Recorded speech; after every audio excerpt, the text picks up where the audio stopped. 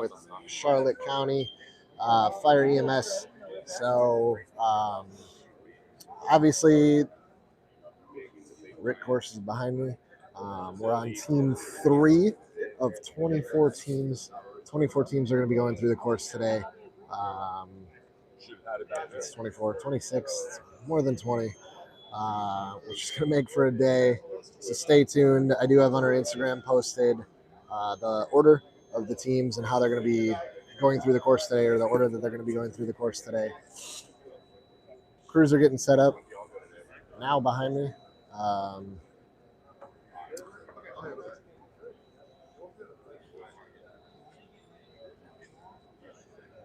Things and stuff. What's up? Beautiful here in Orlando. My wife texted me this morning, like 4 o'clock Nevada time. It's snowing, so I am happy to be here doing this with these guys.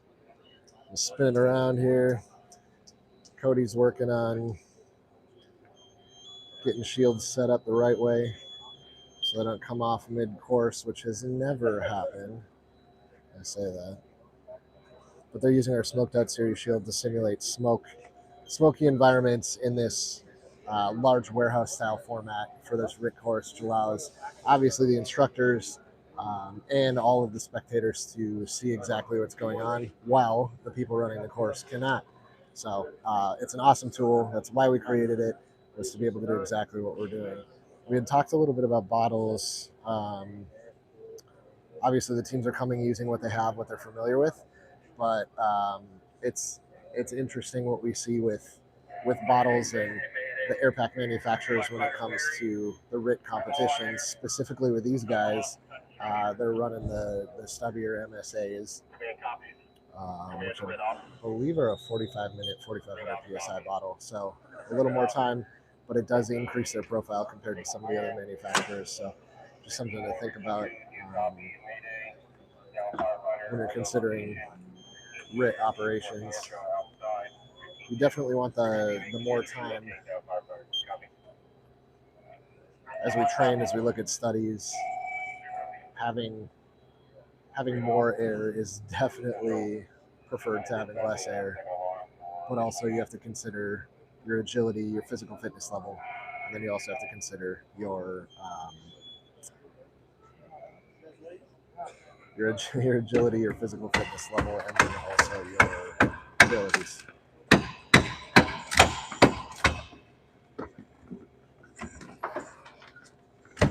All right, time starts for them once they started working that door there.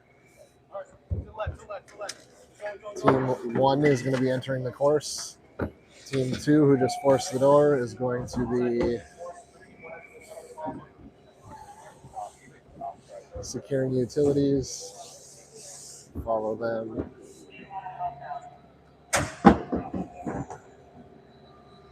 So the course is set up much like real life, where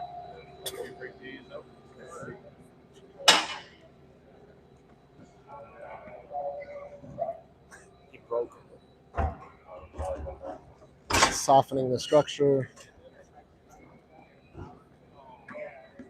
and managing flow path as they go. So now team 2 is going to go hang out. We got a gas meter over there. Team 2 cannot be activated or enter the course until Team 1 finds the victim and they are activated by the incident commander. So these are teams of 2. So we have 4 people on the course, and then we have 1 individual who's actually in a room completely separate, can't see what's going on, and is relying just on the communication and their city's checklist of how a RIT operation would go based on their SOPs, SOGs, which is pretty cool that that's not the standard. There is no standard. You just do what you know. So Charlotte County works their way around. All of these individuals had the opportunity to run the course yesterday just to get familiar. Yep. Right here.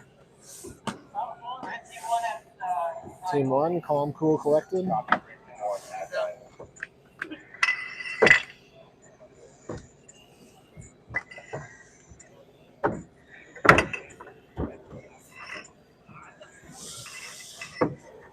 Working their way through the rafters.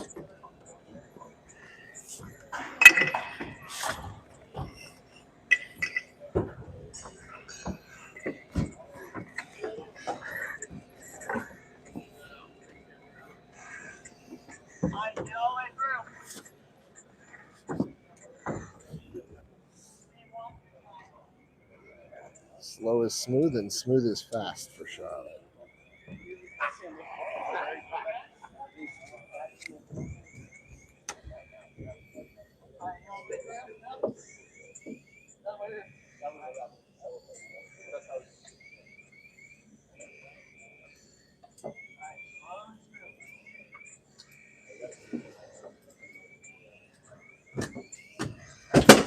So this tunnel is 16 inches.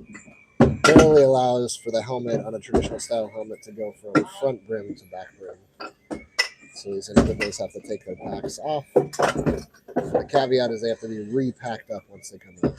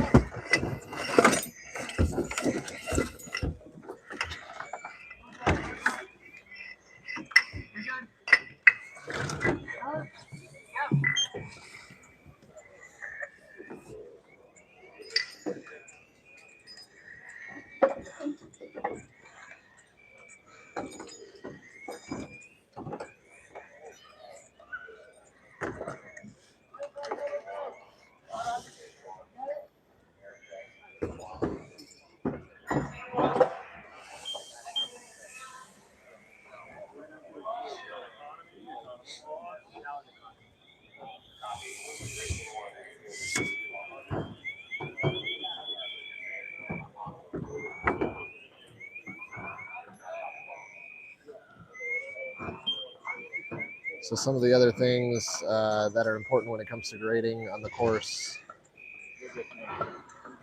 the crews need to bring all of their equipment with them. There are points subtracted for getting tools, for getting equipment. So again, just all around firemanship.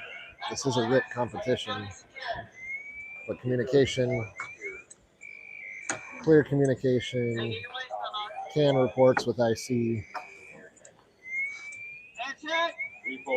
So because they can't see with our Smoke Out Series shield, the graders on the course are giving them their air, something that we could typically see with either a heads-up display on most manufacturers.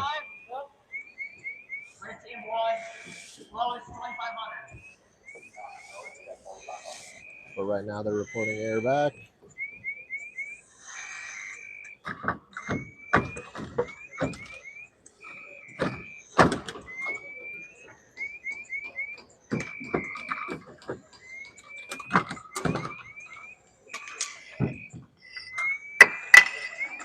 Again, sounding as we go, making sure that the floor is stable. And then at this point,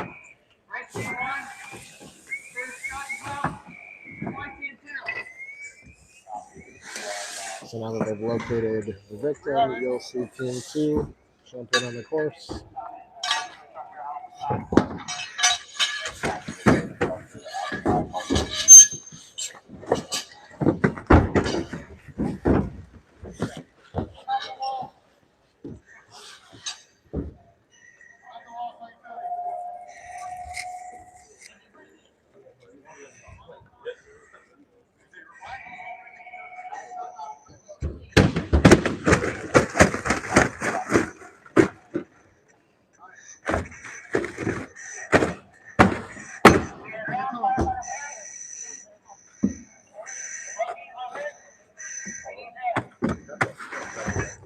Yeah, that was quick for sure. It's interesting. Team 2 for these boys are aggressive and quick. Team 1 is calm, cool, collected, slow is smooth, smooth is fast, and we're definitely seeing, I mean, maybe it'll be a good blend when we talk overall time and score. We'll have to see. So while they're making their way through, looks like Team 1 is busy packaging. These obstacles aren't made to be easy, so they cannot use the rafters as ladders. That is one of the stipulations.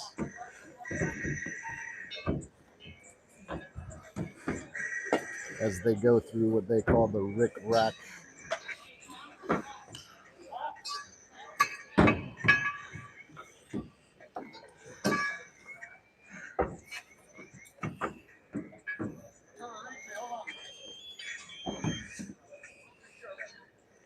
Charlotte opting to stage.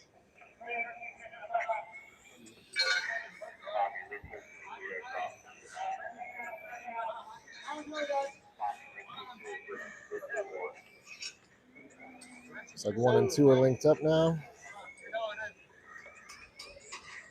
So if you're watching at home, some of the things that they do get graded on when it comes to packaging is the firefighter does need to be packaged in some form or fashion.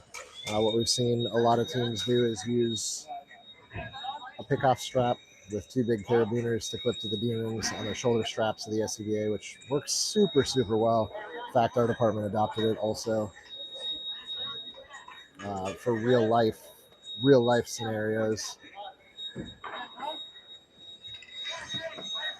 They also need to determine that it is a firefighter that they're looking for, the level of responsiveness, and then the integrity of the mask and the seal itself. So that whistling is still indicating low air.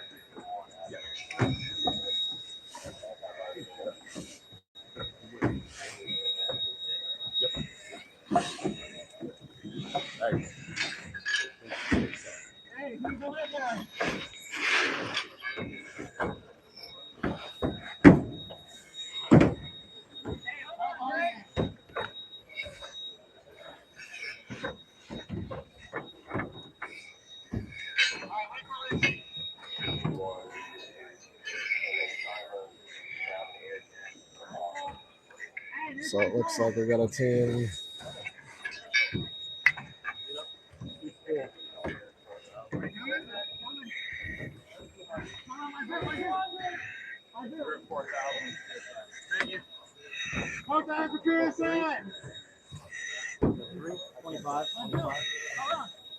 So like we said, there's points that are going to be losing some gear.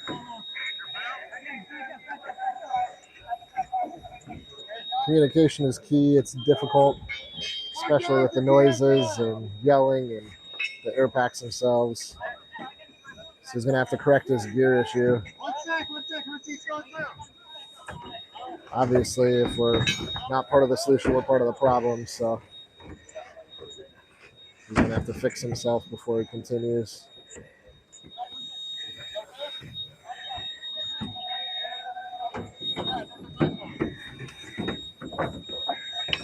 And in the meantime, the work doesn't stop.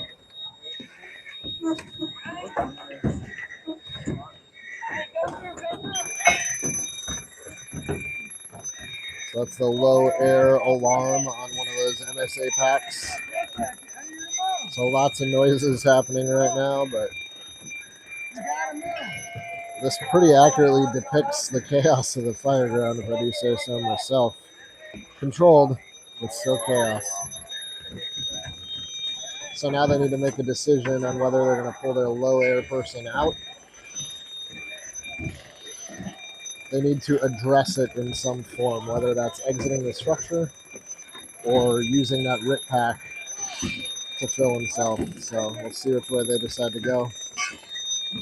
Again, decision making on the fireground while in the midst of the chaos is extremely important.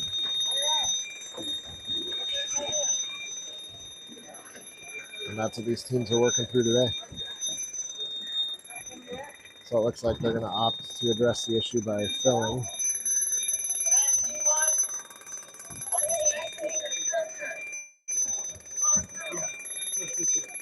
But also, getting out of the structure is also solving the problem.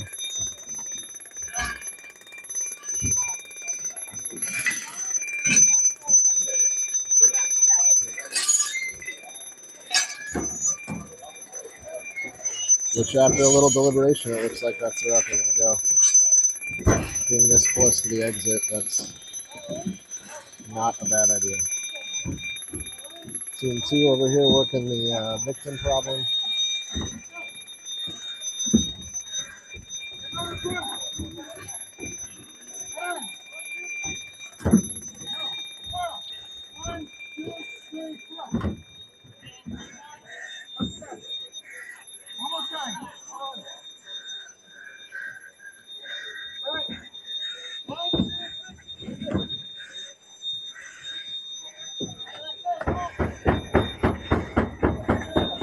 Team 1 making some noise, trying to attract the attention,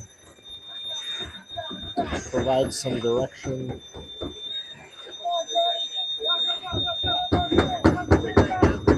Time on the course will stop once they finally exit.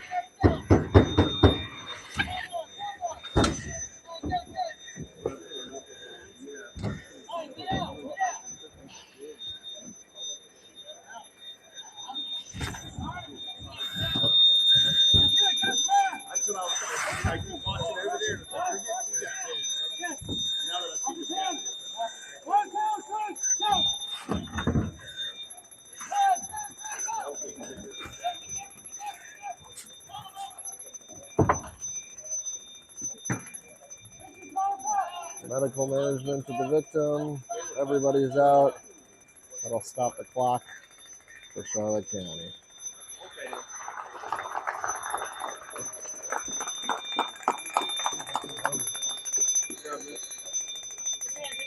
So again, one of the super cool things about this is they're going to go, once they can finally catch their breath and get themselves kind of collected, is they're going to go debrief with the judges, their collective experience on the course and on the street as well. This is training. This is a learning experience for everybody. So super cool to see that too. So not only is it scored, but they'll get a little, hey, this is what you could do better, and good. Like I said, the good, the bad, and the ugly when it comes to how they run the course. So, and we'll be back with our next group. Looks like Coral Springs B is getting ready.